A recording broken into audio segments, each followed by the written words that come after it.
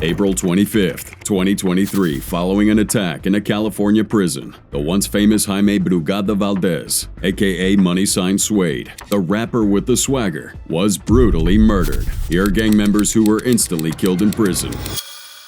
James Whitey Bulger.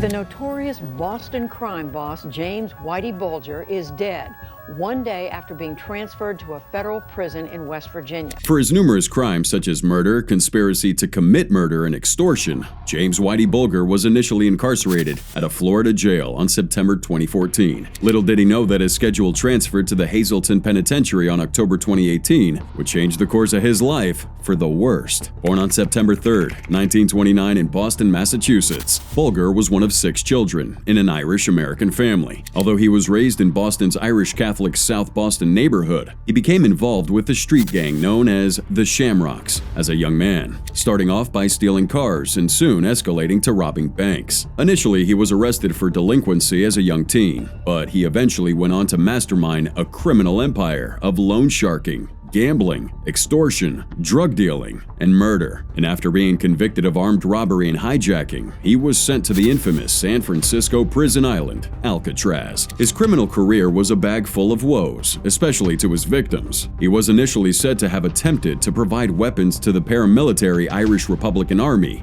in Northern Ireland. Then he was said to have strangled 2 women with his bare hands for reasons yet to be known. Adding to it was the torturing of a man for hours, after which he used a machine gun to riddle his head with bullets. What made Bulger particularly notable was his complex relationship with the FBI. His underworld activities were enabled by a rogue FBI agent, John Connolly Jr., who tolerated his crimes so he would snitch on other gangsters. It was this relationship with that rogue FBI agent that enabled him to get a tip on an impending indictment that led him to be on the run in 1995. 2011. After being on the run for 16 years, Bulger was eventually arrested in Santa Monica, California. He'd been hiding out there with his girlfriend, Catherine Gregg, who remains incarcerated at a woman's prison in Minnesota. 2013. He was eventually convicted of a litany of federal crimes, which included racketeering, extortion, and the involvement in 11 murders across the U.S. throughout the 70s and 80s. The crimes he committed warranted the U.S. government to pay more than $20 million in damages to his victims on the grounds that he had committed his murders while under government supervision. Surprising to many, Bulger was seen to have expressed remorse for his past in a 2015 letter he wrote to a group of students who had written to him for a history project. In his expression, he wrote, "My life was wasted and spent foolishly. A lesson I hope the students would have learned."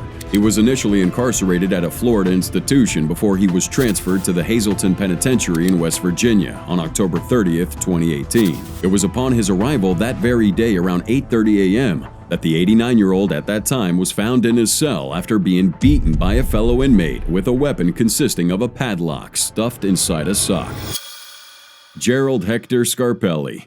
From a failed boutique owner to a reputed loan shark, Scarpelli's eventual role as an informant marked a dramatic twist in his life as a whole. However, on May 2, 1989, the man, who was known to have a lot of guts, brought about his very own demise. Born 1983 in Chicago, Gerald Scarpelli, the son of a baker on the near West Side, ventured into a life of crime at an early age, accumulating 18 arrests in his criminal record. In 1965, he pled guilty to armed robbery in Wisconsin, receiving a suspended sentence and probation, despite harboring dreams of legitimate business ownership, such as a boutique and an automobile salvage yard. Scarpelli's criminal record hindered his aspirations from coming to fruition. For several years, Scarpelli served as a crew member for Carpo regime Joseph Ferriola, gaining popularity as a leading loan shark and overseeing illegal gambling in southwest Chicago suburbs. His criminal activities continued, culminating in his participation in the murder of George Christofalos in 1979.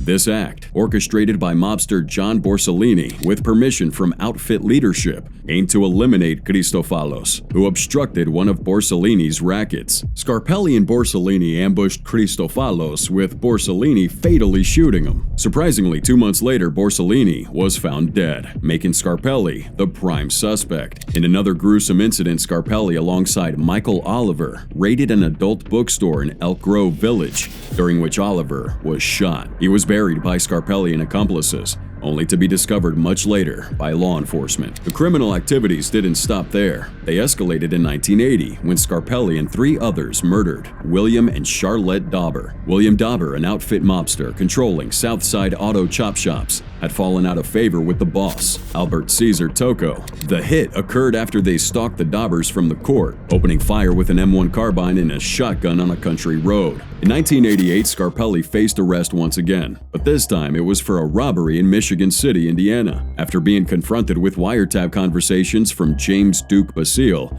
a Scarpelli crew member discussing assassination methods, Scarpelli agreed to become an informant. He eventually confessed to the 1980 Dauber murders, along with the killings of mob chauffeur Gerald Carusiello and chop shop owner Timothy O'Brien. On May 2, 1989, just 2 days before a court ruling on his robbery charges, Gerald Scarpelli died after hanging himself in a shower stall at the Metropolitan Correctional Center in Chicago. And if you're wondering why, it was because a judge had recently ruled against him regarding the Basile tapes. I guess he didn't have the guts to face the ruling. Michael Mosca Torres. The California State Prison is investigating the stabbing death of an inmate. According to investigators, 2 inmates, Juan Martinez and Ray Martinez, attacked and killed 59-year-old Michael Torres. The man, also known as the Fly, Michael Torres, while he was incarcerated, had a strong hold on the LA County jail system, taking charge of several illegal dealings. However, the influence and authority he had while in prison took him to a place of no return. Originally affiliated with the Sanford gang, Michael Torres gained Mexican Mafia membership in 1994 through Luis Huedo Buff Flores. Although he was initially incarcerated for manslaughter, he was eventually released after 16 years. And upon that release, he was given the mantle of tax collector for the Mexican Mafia in the San Fernando Valley. This and the significant influence he wielded, collecting payments from various neighborhoods, earned him the name Mosca. In 2003, Torres confronted David Diablo Mendoza, suspecting him of falsely claiming Mexican Mafia ties. The confrontation went sideways, and Torres shot Mendoza in the chest, killing him instantly after verifying his affiliation through his tattoos. As if that wasn't enough, Torres' associates kidnapped and assaulted a gang member named Smokey, allegedly under Torres' orders. However, Zach's caught up with him, and upon his arrest, detectives discovered bundles of cash in Torres' mom's home and a reading list, suggesting an interest in diverse subjects. Torres, who had a 5th grade education, represented himself in court, seemingly aiming to prolong his stay in jail in order for him to perform his duty for the Mexican Mafia, which was to collect taxes on drug sales. He was eventually convicted of attempted murder and other charges, and while he received a life sentence, it was more or less what Torres wanted, as he was able to garner control over the LA County jail system, overseeing lucrative rackets and a 1/3 tax on drug sales. And just like the meticulous manager that he was, Torres used contraband cell phones to monitor finances and distribute earnings among Mexican Mafia members. Now, his influence extended beyond the jail, taxing gangs and drug dealers in San Fernando and Antelope Valleys, investing proceeds in legitimate ventures. It's been believed that it was his influence and authority that led to the animosity which resulted in his gruesome murder. His persona and his dealings made him a magnet for trouble, as he was indicted in federal court in 2019 for conspiring with the Aryan Brotherhood to traffic heroin, something that would give him a lot of legal troubles even at the time of his death. July 6, 2023, Michael Mosca Torres was stabbed to death in prison by fellow inmates, who are not related, in the person of Ray Martinez and Juan Angel Martinez, for unclear reasons. Still, one thing's for sure: he made many enemies in his climb from the streets of San Fernando to presiding over the largest county jail complex in the country. A terrible end for a powerful prison boss. Haime Valdez, aka Money Sign Suede. Tonight, Haime Valdez, a rapper known as Money Sign Suede, killed while being held at the State Correctional Training Facility in Soledad. Most people tend to wonder how the infamous Haime Valdez, aka Money Sign Suede, a fast rising Mexican-American star who amassed tens of millions of streams for his propulsive rap music, ended up in that net that took him down the path of no return. Born to Mexican immigrant parents and raised in the Huntington Park area of LA, Haime began recording and uploading rap tracks at the age of 16 and was signed to Atlantic Records while he was still a teenager. His breakthrough track, Back to the Bag, was a rap scene hit after its release in 2020. In 2022, he had a busy year of releases, with a self-titled EP in March, followed by his debut album Parkside Baby in September. And while most rappers usually have affiliations with the criminal underworld in one way or another, Valdez was no different. He was given 2 years and 8 months for being a felon and an addict, possessing and owning a firearm before he was received into the California Department of Corrections and Rehabilitation from Riverside County in California. And to make matters worse, he was facing another gun charge conviction from the LA County. As a matter of fact, he was serving what amounted to a 32-month sentence for 2 gun-related convictions that were running concurrently. April 25, 2023, correctional officers responded when Valdez was not accounted for in his cell at approximately 9:55 p.m. after a regular institutional count. Now, during the search, the 22-year-old was found unresponsive in another area of the housing unit with injuries all over his body. Staff quickly initiated life-saving measures and summoned emergency services to transport Brigada Valdez to an on-site medical facility for treatment, where he was pronounced dead. Now, even though it seemed like they didn't have a clue as to what could have warranted his murder or how he was actually murdered, an attorney representing Valdez, Nicholas Rosenberg, made a report saying that officials had said that Valdez had been stabbed to death. Now, the investigations are ongoing, but some believe that there's more to this case than meets the eye. Adam Abdul Hakim, aka Larry Davis. Despite his popularity and influence on the street and in the music industry, 1986 was the year of horror for Larry Davis, as he had shot 6 police officers. And while most people are still wondering why he was in jail for so long on a mere gun charge after his capture, his eventual demise while being incarcerated brought more questions than answers, adding to the mystery. Born May 28, 1966, Davis was known to be musically talented and an aspiring rapper in his early days. Some say he was the 50 before 50, while some others called him the Crack City Terminator. But it was when he began the sale of drugs that his life took a different turn, especially when there was a set connection to the police force. November 19, 1986, he was involved in a shootout in South Bronx with officers of the NYCPD, in which 6 cops were shot dead. It was upon his capture on December 6, 1986, that he made his statements, saying that it was the police who gave him the guns. While proving his innocence, he said that he shot the officers in self-defense. And as if that wasn't enough, he also exposed that he sold drugs for the Bronx precinct officers, claiming that they wanted to kill him because of what he knew about the department's drug operation. To the surprise of many, a Bronx jury believed him, and his case became the first and only time in American history that a civilian was cleared of all charges in the shooting of a police officer. The only charge that was hanging on him was that of illegal gun possession. This obviously didn't sit well with the likes of the NYPD and then Mayor Edward Koch. And even though he was later convicted in April 1991 of a Bronx drug dealer's 1986 murder, the satisfaction for a capital punishment on Davis was still lacking. On February 20th, 2008, while Davis was still serving his 23-year sentence for an illegal weapons charge at Shawangunk Correctional Facility near the Ulster County hamlet of Wallkill, he was brutally stabbed to death. Now that seemed to sit well with former Mayor Edward Koch because he said that the prison system did what the criminal justice system couldn't do, although some say he got what he deserved, especially for shooting 6 cops. Some others didn't just see him as being innocent of the offense, but as a hero with whom they are well pleased. Michael Garrett. October 16, 2000, Michael Garrett was convicted of racketeering, murder, sex trafficking, and drug trafficking. The trial was notable, one that people wouldn't forget in a hurry because the rap videos that Garrett and other Together Forever Mafia members posted to YouTube were used as evidence against him. Now, the word on the street is that it's impossible to OD from weed, but in the case of Michael Garrett, he proved the theory to be wrong, especially if said marijuana is synthetic. The 40-year-old was likely to face life in prison without the possibility of parole before the horrible incident. On February 28, 2016, co-leader of a Brooklyn gang called the Together 5 Mafia, Michael Garrett, who also doubled as a hip-hop director, died as a result of ODing on synthetic marijuana at the Metropolitan Detention Center while waiting for sentencing. A spokeswoman for the city medical examiner said Garrett's death had been classified as accidental due to cardiovascular disease, with the contributing factor of an OD of synthetic marijuana. Even Garrett's former lawyer, James Lisa, wasn't left out in expressing disdain for the prison system, And after he was informed of the autopsy report, he said, "I'm incredulous. He was in federal custody. That's not like Rikers Island or a county facility." And of course, the prison experts had their 2 cents to add in on the issue, as they said it was pretty difficult for inmates to get drugs into the type of federal facility Garrett was locked up in. This just means that the Brooklyn jail in which Garrett was incarcerated in is one of, if not the most, secure prison systems in the US. But there's one major question. If this detention center is as secure as they say, with all the staff performing their duties to the maximum, then how the hell was Garrett smuggling in synthetic marijuana that killed him? Lavino Da Silva.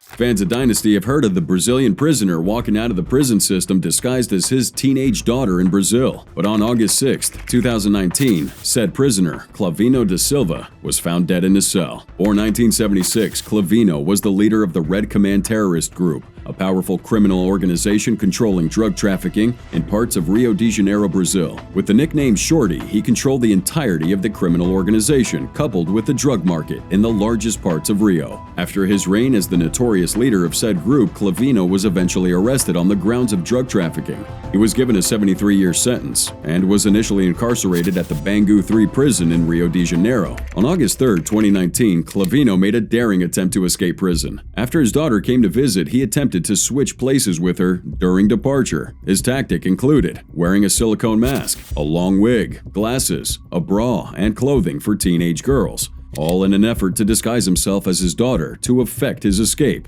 But his undoing was his unusual behavior, which he exhibited as he was leaving the prison premises. He was eventually spotted by guards who kinda noticed his nervousness and made him take off that disguise while he was being recorded. The attempted escape garnered widespread media coverage, where images and videos of Lavino in his disguise circulated across social media. Now, because he had tried to escape prison before through a sewer system back in 2013, and now this disguise, he was eventually transferred to Bangu 1 prison in Rio de Janeiro and put in solitary confinement. And I guess the once famous leader of the Red Command couldn't take it anymore, because 3 days later, after his elaborate escape was foiled, Lavino Da Silva was found dead as a result of self-harm, which was carried out by hanging himself in his prison cell. Francis Cadillac Frank Salem.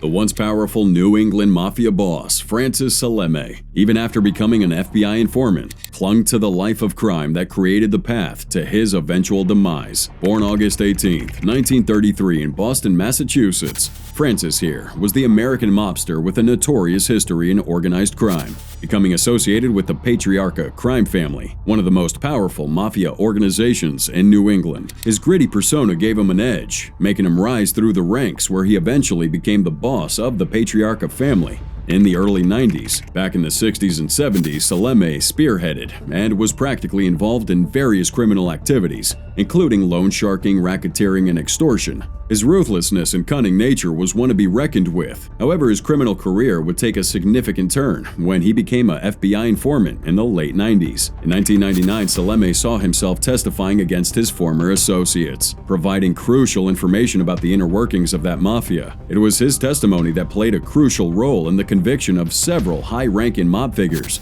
including James Whitey Bulger. And of course, his cooperation with law enforcement earned him enemies within that criminal underworld, which resulted in his entry into the Witness Protection Program. Despite being a protected witness, Salem faced legal problems himself. In 2016, he was arrested on charges related to his involvement in the '93 murder of a nightclub owner named Stephen DeSaro. Although not having directly committed that murder, Salem was accused of being a part of disposing his body. June 22, 2018, Salem was convicted for the murder of Stephen A. DeSaro and was eventually given a life sentence. Following this, Salem would try to overturn the conviction and life sentence, but he eventually lost his last opportunity for a new trial. When the U.S. Supreme Court declined to take up his appeal, they would send him to the federal prison in Missouri. December 13, 2022, Frank Salem died at the U.S. Medical Center for Federal Prisoners in Springfield at the age of 89. Now, the exact cause of his death is greatly unknown. Maybe it was old age, but a lot of people believe that his past came back to haunt him because he was the boss for the Patriarca crime family. Peter Arthur Gotti. Peter Gotti has died in prison. The 81-year-old was once the head of the Gambino crime family.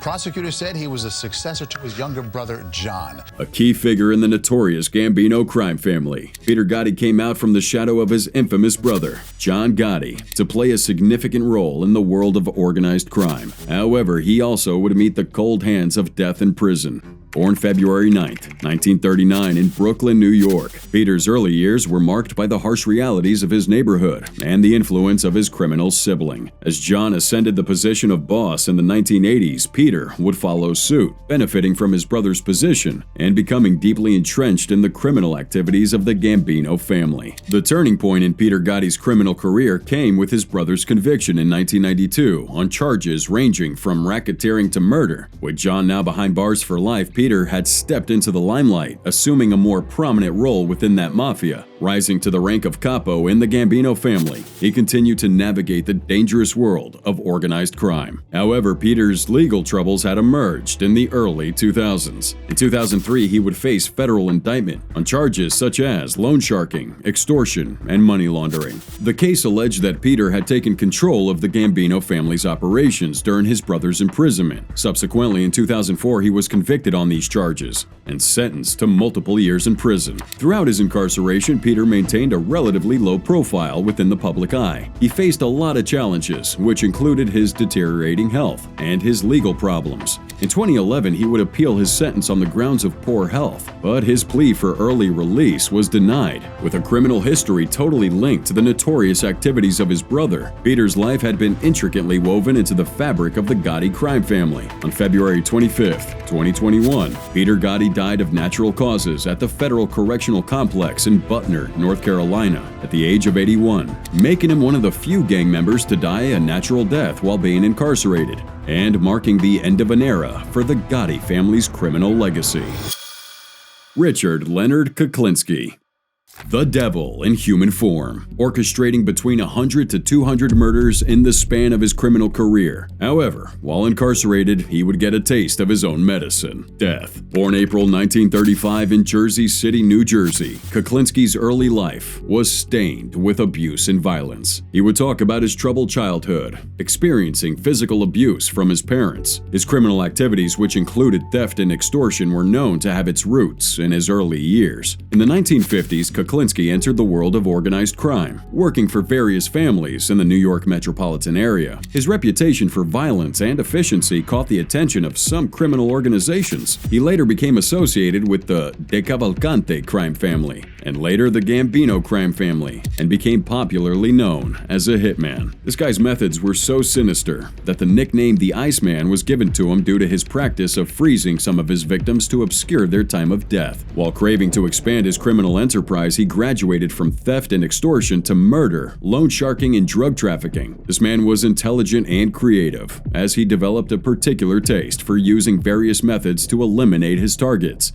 such as cyanide poisoning, shootings, and even dismemberment. Now, how Klinsky was able to maintain a seemingly normal family life alongside his criminal endeavors was pretty fascinating. Despite his violent profession, he married Barbara Pedrici in 1961, and the couple had 3 children. He went to great lengths to shield his family from his criminal activities, presenting the facade of a typical suburban family man. Eventually, his criminal career would come to an end in 1986 when he was arrested by law enforcement. He was initially apprehended for his involvement in a pornography distribution ring, but was later charged with multiple counts of murder, conspiracy, and racketeering. During his trial, Klinsky confessed to killing over 100 to 200 people between the 1940s and 80s, even though the exact number remains uncertain. In 1988, Klinsky was convicted of 5 counts of murder and sentenced to life in prison. Despite his claims of remorse and attempts to portray himself as a reformed man, Klinsky's reputation as a cold-blooded murderer cannot be overshadowed.